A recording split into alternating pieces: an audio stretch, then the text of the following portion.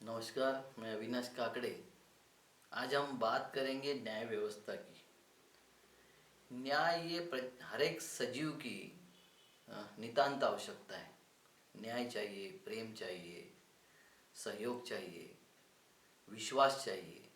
ये जो हमारे पार्ट है, जो जिंदगी में एक प्रकट और फीलिंग होने वाला पोर्शन है, और एक फीलिंग नहीं माने प्रकट नहीं रहता है। इसके पंचेंद्रियों से कहीं आप अनुभूति नहीं कर सकते, मगर उसकी बहुत ज़्यादा आवश्यकता होती है। वो जिंदगी में अगर नहीं है तो जिंदगी पूरी समाप्त है। तो उसमें से एक जो हिस्सा है वो है न्याय है। अब न्याय को अगर समझना है हमको, तो आपको एक बात बता देता हूँ कि न्याय में सबसे महत्वपूर्ण बात जो होती है कि जिस परिवार में, जिस घर में, जिस देश में मुझे न्याय नहीं मिलेगा, ऐसा लगता है, अब वो परिवार टूटता है, घर टूटता है, देश टूटता है। क्योंकि ये जो न्याय की भावना है, प्रबल भावना है न्याय कि मुझे साथ सबने न्याय करना चाहिए, मैं जैसा भी रहूं मुझे साथ न्याय होना चाहिए और मेरे साथ न्याय होना चाहिए। ये जो भावना है वो हर इंसान में है, हर सजीव में है, प्राणियों में भी है। प्राणी को भी लगता है कि मुझे यहाँ न्याय नहीं मिलेगा तो वो घर छोड़ देता है। तो ये जो न्याय है, ये न्याय व्यवस्था की सच्चाई हम जानने का प्रयास करते हैं, क्योंकि न्याय व्यवस्था से संस्कृति पैदा होती है। जिस समाज में न्यायपूर्ण नहीं होगा व्यवहार और कृति, और समाज की व्यवस्था अगर न्यायपूर्ण नहीं होगी तो वहाँ संस्कृति निर्माण नहीं होती, वहाँ सभ्यता निर्माण नहीं होती, वहाँ मारकाट ही चलती रहती है, कभी स्थापित व्यवस्था वहाँ नहीं बन सकती। तो इसके कई उदाहरण हमको दिखने में मिलेंगे। दुनिया में सबसे बड़ा पहला जो लिखित है, हमारे देश में एक न्याय व्यवस्था थी, पंचायत व्यवस्था थी। पंचों के द्वारा, पंच परमेश्वर के द्वारा न्याय किया जाता था। और वो न्याय जो किया जाता था उसमें सारे जाति धर्मों के पंच होते थे, और वो मुद्दा, माल, मुद्दई, ये तीनों को साथ में लेके न्याय करते थे। तो वो तुरंत अभी घटना घट गई, मुद्दा भी हाजिर है, मुद्दई भी हाजिर है, और माल भी हाजिर है। जो कुछ हुआ है उसका सारा वहीं मिल जाता था, और वो मिलने की वजह से न्याय करना आसान होता था। मगर जैसे जैसे इसमें जातिवाद, धर्मवाद और बाकी के सारे विवाद घुसने लग गए, न्यायदान की प्रक्रिया आप पराय में विभाजित हो गई, और गांव के न्याय में विश्वास उठने लग गया। विश्वास उठने लग गया या विश्वास उठा दिया गया, ये अलग पार्ट है। ये देखना पड़ेगा, वो इतिहास के लोगों में अच्छा उसमें देखेंगे वो लोग, इतिहास जिनको मत पता है। मगर मैं जानता हूँ कि जब हमारी एक सभ्यता बनी थी तो सभ्यता में न्याय व्यवस्था बहुत अच्छी होगी, मगर अंग्रेजों ने आके बता दिया कि आपको न्याय करना नहीं आता, क्योंकि हमारे कुछ कालों में न्याय बहुत लचर पचर हो गया था, ऐसा मुझे लगता है। ये विश्वास के साथ नहीं कह सकता कि उस काल में हो गया होगा, क्योंकि उदाहरण कई ऐसे, राम शास्त्री प्रभु ने से लेके तो कई ऐसे उदाहरण मिल जाएंगे कि उस वक्त भी न्यायदान के लिए न्यायाधीश अड़ जाते थे। अब हम देखते हैं कि ये जो न्याय वाला हिस्सा है, ये न्याय वाला हिस्सा पहले जो लिखित इतिहास में यीशु ख्रिस्त का दिखता है।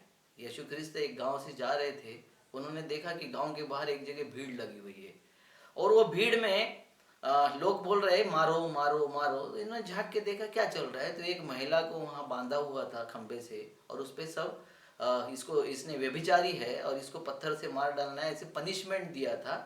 उस वक्त के वहाँ धर्मशास्त्री और वहाँ के जो जस्टिस थे उन्होंने दे दिया था। तो यीशु जी वहाँ पहले गए, यीशु ख्रिस्त जी, और उन्होंने बोला कि ठीक है, आपने अगर पनिशमेंट दिया तो उचित ही होगी, मगर पहला पत्थर वो मारे जिसने व्यभिचार किया नहीं होगा। और सबके हाथ थम गए, सबके हाथ रुक गए। तो जुडिशियली में ये महत्वपूर्ण होता है कि जो व्यक्ति पनिशमेंट देना चाहता है वो अपराधी ना हो ना, कम से कम उसने अपराध किया ना हो, वो कानून का पालन करता हो, संविधान का, विधान का पालन करता हो, ऐसा होना चाहिए। क्या ये हमारे वर्तमान व्यवस्था में होता हुआ दिखाई देता है हमको? आज हम क्या इसके साथ बोल सकते हैं पूरी जिम्मेवारी के साथ कि हमारे कोर्ट में न्याय होता है, या फैसला होता है, या बदला होता है? जहां तक हम देखते हैं कि न्याय के नाम से एक तो बदला होता है या फैसला होता है। आपको फैसला सुना दिया जाता है, न्याय तो होता नहीं। उसके उदाहरण अगर देखें तो एक व्यक्ति ने क्रोध में, आवेश में आके किसी दूसरे की हत्या कर दी। मानसिक शास्त्र कहता है, वैदिक शास्त्र कहता है कि क्रोध में जब आदमी होता है तो नियर टू मैडनेस होता है, पागलपन के करीब होता है। मगर एक आदमी ने आके पागलपन में किसी की दूसरे की हत्या कर दी, और फिर हम शांत दिमाग से उस न्याय व्यवस्था में एक जज, दो वकील और कुछ साक्षीदार मिलके उसको हैंग टू डेथ कर देते, उनको मार देते हैं। तो क्या दिखने में ऐसा नहीं लगता है हमको कि एक ने तो क्रोध में मार दिया, हमने उसको शांत दिमाग से फांसी पे टांग दिया? ये कैसा न्याय है? न्याय किसको बोल सकते हो आप? कि जिस परिवार का जो व्यक्ति मर गया होगा, उससे उस परिवार का जो नुकसान हुआ होगा, आर्थिक नुकसान, सामाजिक नुकसान, भावनिक नुकसान, मानसिक नुकसान जो हुआ होगा, उसकी भरपाई करने के लिए कुछ बनना चाहिए, कुछ ऐसी विधान होना चाहिए कि जिससे उस परिवार का जो लॉस हुआ है उसको भरा दिया जाए। कुछ अंश में उसके है प्रोविजन है कि उससे जो पैसा ले लेते हैं और उसको उसमें से कुछ हिस्सा उसको दिया जाता है परिवार को, ये है। मगर ये पूर्ण रूप से नहीं है। ऐसा कभी लगता नहीं है कि उसको न्याय मिला है, उसको बदला मिलता है कि मेरे परिवार की जान ले ली, अब तेरे परिवार की भी जान चली जाए। यही बोलते हैं हम कि खून का बदला खून, मारा है उसने तो हमारे लोगों की डिमांड भी ये होती है कि इसको भी जान से मार दिया जाए। तो ये न्याय तो कम से कम नहीं हुआ। अभी हम देखते हैं कि वर्तमान समय में एक हमारे जस्टिस है मार्कंडे काटजू जी ने बोला था कि वर्तमान में जो जज लोग हैं उसमें से 70% जज ये करप्ट है। करप्ट मतलब न्यायदान पे किसी ना किसी बाहरी वस्तुओं का, खाली पैसे ही नहीं, बहुत सारे बाहरी वस्तुओं का उसमें प्रभाव होता है कि रिटायरमेंट के बाद की कुर्सी का प्रभाव होता है, दूसरे पद और प्रतिष्ठा का प्रभाव होता है, बच्चों के बेहतरी का प्रभाव होता है, बच्चों के लाभ का प्रभाव होता है, अपने भी लाभ का प्रभाव होता है। तो ये प्रभावहीन न्याय होना चाहिए। मगर दूसरी तरफ वो बोलते हैं कि हमारे तो जुडिशियली सिस्टम में अंकल सिंड्रोम फैला हुआ है, मतलब भाई भतीजावाद पैदा हुआ है। कुछ 100-150 परिवारों के बीच में हमारी हायर जुडिशरी व्यवस्था बंद हो गई है, क्योंकि ऐसी पहली व्यवस्था है जिसमें जज स्वयं जज को अपॉइंटमेंट कर रहे हैं।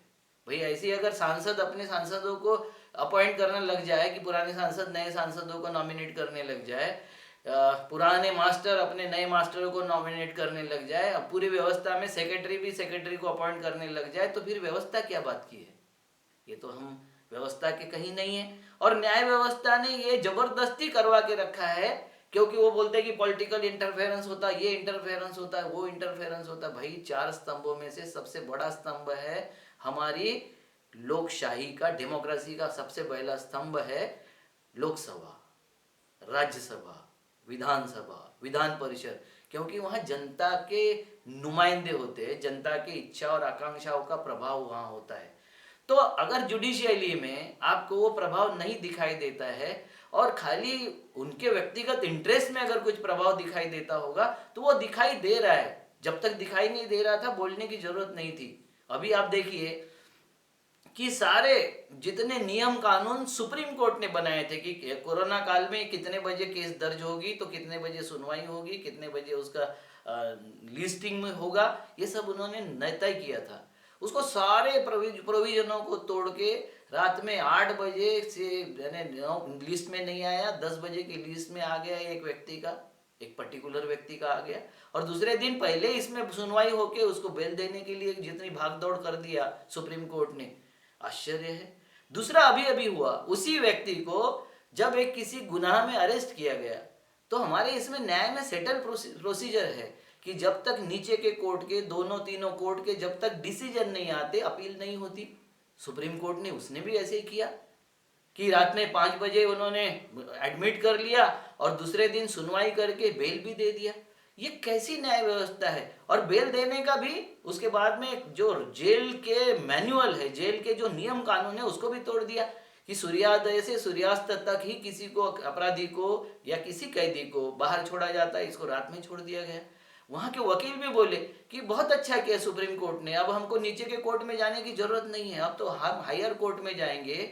और सुप्रीम कोर्ट बार एसोसिएशन के दवे जी कहते हैं, सुप्रीम कोर्ट हमें ये बताए कि ऐसे कौन से प्रोविजन में इतने जल्दी 5 बजे एडमिट भी हो गई, लिस्टिंग भी हो गई, और दूसरे जगह क्योंकि कई इंपॉर्टेंट केस है जो कोरोना काल में ना सुनवाई के लिए आ रहे हैं, ना पूछे जा रहे हैं, ना उनकी कोई रिलीफ मिल रही है, और ये ऐसा क्या है, ये क्यों हो रहा है? तो उसके पीछे कहीं ना कहीं सारी साठगांठ दिखाई देती है। चारों स्तंभ एक दूसरे पे पीछे साथ में गड्ढम गड्ढ हो गए हैं, और उस पे एक कोई सुप्रीम पावर बैठा हुआ है जो सबको नचाने का काम कर रहा है, सबके सब कठपुतली हो गए हैं और उस कठपुतली की डोर जिसके हाथ में है वो जैसे चाहते वैसे कर लेते हैं, जैसा चाहते वैसा हो रहा है। तो ये देश के लोकतंत्र के लिए भी खतरा है, हमारी न्याय व्यवस्था के लिए भी खतरा है। न्याय होना और न्याय होते दिखना भी जरूरी है। अगर न्याय होते नहीं दिखा तो अराजक आने में समय नहीं लगता है, क्योंकि जब जब न्याय की पायामल्ली होती है, जब जब न्याय को कुचला जाता है तो विद्रोह पनपता है।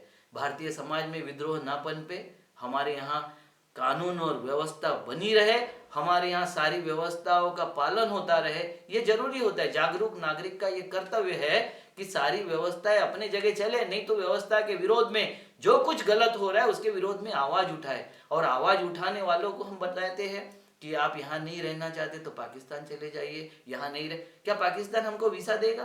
क्या पाकिस्तान हमको घुसने देगा? और क्यों घुसने देगा? पाकिस्तान हमारा देश नहीं है। आप कौन होते हो हमको कहने वाले कि पाकिस्तान चले जाओ, उधर चले जाओ, इधर चले जाओ? जाना है तो आप जाइए। हमारी व्यवस्था हमने जो बनाए थे उसको तोड़ने का जिम्मा आप मत लीजिए, ना तोड़ने का काम कीजिए। क्योंकि जब तक ये काम करते रहोगे और ये काम अगर 20 दिन दिमाग में घुस गया, जनता के दिमाग में, तो वो विद्रोह करेगी और फिर विद्रोह संभालना किसी के बस में नहीं रहेगा। मैं इतना ही चाहता हूँ कि न्याय व्यवस्था फिर से अपना मूल्यांकन करे और हमारी न्याय व्यवस्था में एक एग्जाम जरूरी है। कोई भी आता है, कोई भी बन जाता है। कितने बड़े बड़े पोस्टों पे मैंने देखा कि उसको अपने जुडिशियली का कुछ नहीं समझता है। जैसे एक नसरुद्दीन नाम के एक जज बने थे, तो उन्होंने पहली दिन बैठे वो काजी बन गए थे, काजी के बाद जज बन गए, जुडिशियली का उनके पास में पावर आ गया। और वो जैसे ही बैठे तो उनके सामने एक सुनवाई का मुद्दा आ गया। और मुद्दा सुनवाई का जैसा आया तो उन्होंने जो पक्ष था वो पक्ष की बात सुन लिया और तुरंत जजमेंट लिखने लग गए। वहां के जितने सहयोगी थे उनके, वो बोले कि ऐसा नहीं, आप दूसरा पक्ष की भी सुन लीजिए, जरूरी है दूसरा पक्ष की भी बात सुनना। तो बोले नहीं, अभी ये तो बात ताजी ताजी है मेरे लिए, तो मैं तुरंत सुना दूंगा। अगर दूसरी भी बात सुन लूं तो मेरे दिमाग में तो कंफ्यूजन हो जाएगा। जुडिशियली ऐसी चल रही है हमारे देश में। वो पहले से ही सेट कर देते कि किसको क्या करना है और किसको कैसे करना है। और उस तरीके से एज ए जुडिशियली और सुप्रीमो जुडिशियली अगर इस तरीके से बिहेव कर रही होगी तो मुझे लगता है बहुत कठिन है लोगों का न्याय पर विश्वास रहना और विश्वास बैठना। और अगर न्याय पे विश्वास समाप्त हो गया तो देश में अराजक आने में बहुत समय नहीं लगेगा। नमस्कार।